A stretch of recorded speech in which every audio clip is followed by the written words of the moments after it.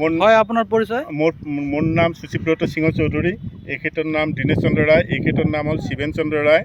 আমি কল্পতৰু এটা আমাৰ নন গভৰ্ণমেণ্টেল অৰ্গেনাইজেশ্যন আছে আৰু আমি আজিৰ পৰা নহয় প্ৰায় 35-40 বছৰৰ পৰা আমি বৃক্ষৰোপণ কৰি আছোঁ। প্ৰতি বছৰে আমি বৃক্ষৰোপণ কৰোঁ বিভিন্ন ঠাইত। এই বছৰ আজিৰ পৰা ফাৰ্ষ্ট আমি আৰম্ভ কৰিলোঁ বৃক্ষৰোপণ। এয়া কুৰিৰপাৰৰ পৰা এই গাছপাৰা জতন সংলগ্ন যিটো ৰোড আছে আৰু এইটো প্ৰায় 1.5 কিলোমিটাৰমান হ'ব।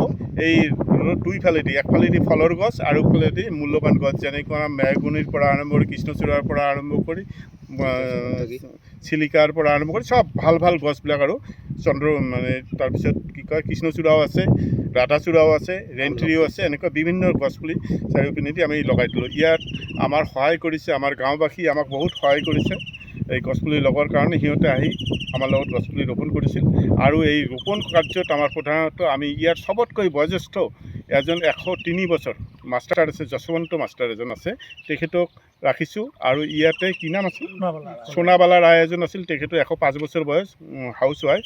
আৰু আমাৰ ধুবুৰীৰ পৰা জাৰ্মান জীয়ৰী ইৰিকা নন্দী বাইদেউক লৈ আহিছোঁ। তিনিজনৰ হাতেৰে প্ৰথম গছপুলিকেইটা আমি শংকৰধ্বনি উলুধ্বনি দি ৰোপণ কৰিছোঁ। চৰকাৰৰ পৰা কিবা সহায় সহযোগ পাইছে নেকি? হা, চৰকাৰৰ পৰা, অসম চৰকাৰৰ পৰা? নাই, আমাৰ ব্যক্তিগত এইটো। আমি কোনো চৰকাৰৰ পৰা কেতিয়াও 1 পইচা আমি লোৱা নাই, বৰঞ্চ আমাৰ গাঁওবাসীয়ে কেইটামান বাঁহ দিছে আমাকে আৰু মডেল ছাপোৰ্ট দিছে, খুব উৎসাহ যোগাইছে। এইখিনিয়ে আৰু আমাৰ কাৰণে। আমি কোনো দিন চৰকাৰৰ পৰা কি কোনো ব্যক্তিগত কাৰো পৰা আমি 1 পইচা পোৱা নাই এতিয়ালৈকে। বাছ। আপোনাৰ পৰিচয়? হয়, নমস্কাৰ। মোৰ নাম মৃদুন চন্দ্ৰ ৰায়, মই ডুমুৰদহ গাঁও পঞ্চায়তৰ ভাইচ প্ৰেচিডেণ্ট। মানে আজি যিটো আমাৰ প্ৰজেক্ট, যিটো কুৰিৰপাৰৰ পৰা গাছবাৰী যিটো চৰ্ডাৰ যিটো আজি আমাৰ প্ৰজেক্টটো কৰিল গাছ গাড়া, এইটোত নতুন আনন্দিত আমি গাঁওবাসী হিচাপে। আৰু ইয়াৰ আমাৰ বহুত সুবিধা হ'ব।